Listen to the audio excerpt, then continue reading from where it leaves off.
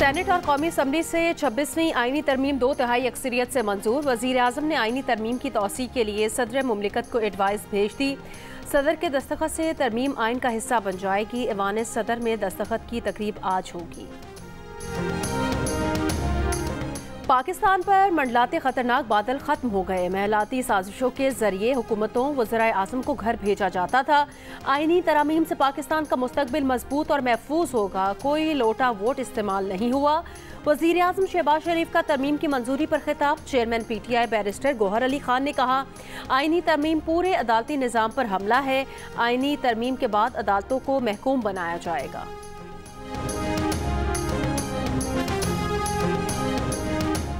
कौमी असम्बली में 225 अरकान ने आईनी तरमीम के हक में वोट दिया। मुखालफत में 12 वोट आए। वोटिंग के दौरान तहरीक इंसाफ के अरकान कौमी असम्बली से वॉकआउट। ज़राए के मुताबिक शाह महमूद कुरैशी के भांजे ज़हूर कुरैशी समेत 6 आज़ाद अरकान और काफ लीग के मुनहरिफ चौधरी इलियास ने भी तरमीम के हक में वोट दिए। इससे पहले सेनेट में तरमीम के हक में 65 वोट आए। मुखालफत में 4 वोट पड़े। BNP मेंगल के 2 सैनेटर्स, नेशनल पार्टी और काफ लीग के एक सैनेटर ने भी अपना वोट तरमीम के हक में दिया।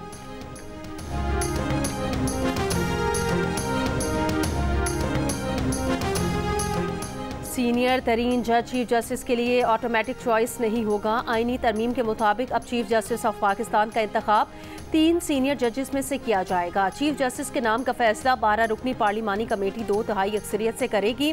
कमेटी वज़ीर आज़म को चीफ जस्टिस का नाम भेजेगी। चीफ जस्टिस ऑफ पाकिस्तान के ओहदे की मुद्दत 3 साल या रिटायरमेंट की उम्र की हद 65 साल होगी। सुप्रीम कोर्ट के जजेस के इंतखाब के लिए जुडिशल कमीशन में 4 अरकान पार्लियामेंट शामिल होंगे। सुप्रीम कोर्ट और हाई कोर्ट्स में आईनी बेंच बनाए जाएंगे।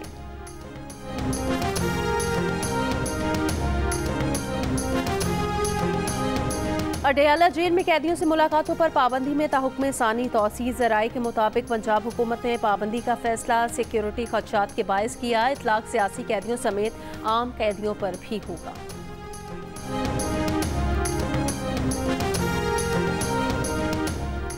तहरीक इंसाफ इंट्रा पार्टी इंतखाबात फैसले पर नज़रसानी दरख्वास्त की समाअत आज होगी। चीफ जस्टिस काजी फाइज ईसा की सरबराही में सुप्रीम कोर्ट का 3 रुकनी बेंच समाअत करेगा। PTI ने कम अज कम 5 रुकनी लार्जर बेंच तश्कील देने की दरख्वास्त दायर कर रखी है। वज़ीर ख़जाना मोहम्मद औरंगज़ेब IMF और वर्ल्ड बैंक के सालाना इजलासों में शिरकत के लिए अमरीका रवाना। IMF और वर्ल्ड बैंक के आला हुकाम से मुलाकातें करेंगे। वज़ीर ख़जाना चीन, बरतानिया, सऊदी अरब, UAE और तुर्की के हम मनसब कायदीन अमरीका के स्टेट और ट्रेजरी डिपार्टमेंट के आला हुकाम से मुलाकात भी करेंगे।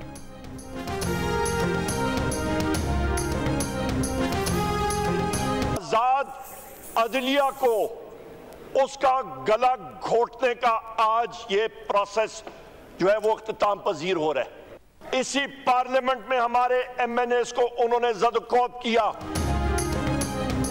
ऑपोजिशन लीडर उमर अयूब ने कहा कि आईनी तरमीम आज़ाद अदलिया का गला घोंटने का अमल है। चंद मफादात के लिए जमहूरियत को ज़िबा कर दिया गया। आईनी तरमीम का हिस्सा नहीं बनेंगे। इस सारे प्रोसेस में हमारे अराकीन को ज़द-ओ-कौब किया गया। जो लोग अगवा हुए आज नमूदार हो रहे हैं। मुबारक ज़ेब, ज़हूर कुरैशी, औरंगज़ेब खिच्ची, रियाज फतियाना, जैन कुरैशी, आदिल वाज़ई पर दबाव डाला गया। इंतज़ार पंचोता 11 दिन से गायब हैं। बानी PTI के सेल में 5 दिन से बिजली नहीं है। इंशाल्लाह ये वोट आज वोट को इज्जत दे रहे हैं। इसके साथ ये वोट को इज्जत है।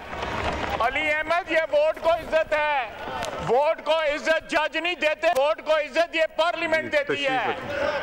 ये वोट को इज्जत है। वोट दो, हमें वोट दो, क्योंकि हम वोट को इज्जत दे रहे हैं।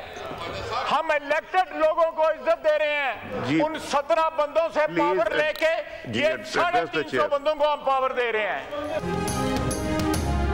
हम 17 लोगों से पावर लेकर मुंतखब लोगों को दे रहे हैं। यही वोट को इज्जत देना है। आईनी तरमीम वोट को इज्जत दो है।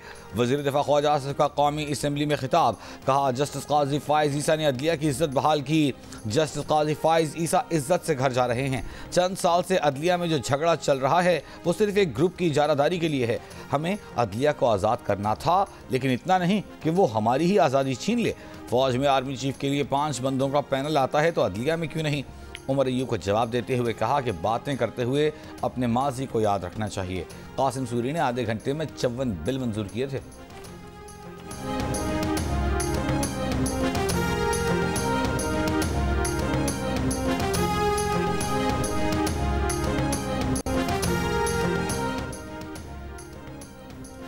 मुस्लिम लीग नून के कायद नवाज शरीफ ने भी कौमी असम्बली के इजलास से मुख्तसर खिताब किया। कहा जो दुख उन्हें अदलिया से मिले उस पर एक शेर सुनाना चाहते हैं।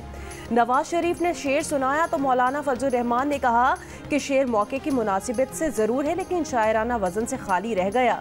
मौलाना के चुटकुले से ऐवान में कहकहे लग गए। जो दुख हमने अदलिया के हाथों उठाए हैं तो अदलिया के किरदार पे एक शेर है जो किसने लिखा है और मैं उस शायर का शेर पढ़ रहा हूँ कि नाज़ो अंदाज से कहते हैं कि जीना होगा, नाज़ो अंदाज से कहते हैं कि जीना होगा, जहर भी देते हैं तो कहते हैं कि पीना होगा। जब मैं पीता हूँ तो कहते हैं कि मरता भी नहीं और जब मैं मरता हूँ तो कहते हैं कि जीना होगा। वैसे जनाब स्पीकर मियां नवाज शरीफ साहब ने जो शेर कहा है बड़ा बरमौका और बड़ा बरमहल कहा है, लेकिन ज़रा थोड़ा सा वज़न को ज़रा ख्याल रखना होता है शेर के अंदर।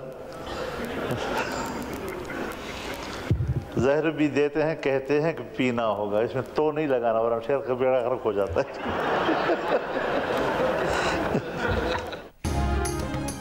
रहनुमा तहरीक इंसाफ असद कैसर ने पार्टी पॉलिसी के खिलाफ वोट देने वालों को गद्दार करार दे दिया। कहा ये उनके नहीं बानी पीटीआई के वोट थे, कमजोरी दिखाने वालों के खिलाफ कानूनी कार्रवाई होगी।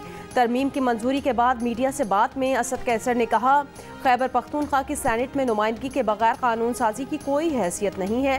कायद की हिदायत के मुताबिक एहतजाजी तहरीक को मजीद मौसर बनाएंगे, दीगर पार्टियों से भी बात करेंगे।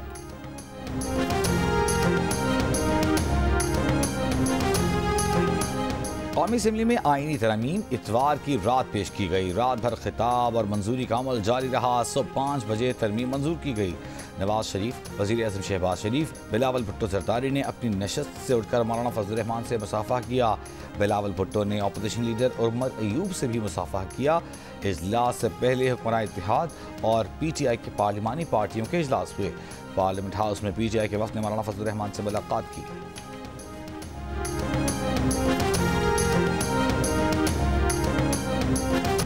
और कज़ाफ़ी स्टेडियम का बेसमेंट मुकम्मल, फ्लोर्स की तामीर और स्टील फिक्सिंग स्ट्रक्चर का काम तेज़। चेयरमैन पीसीबी मोहसिन नकवी का अलसुब कज़ाफ़ी स्टेडियम का दौरा, तरक्याती कामों का जायज़ा लिया। कहा चैंपियंस ट्रॉफी से पहले स्टेडियम के अपग्रेडेशन के लिए तमाम वसाइल बरूए कार लाए जाएंगे।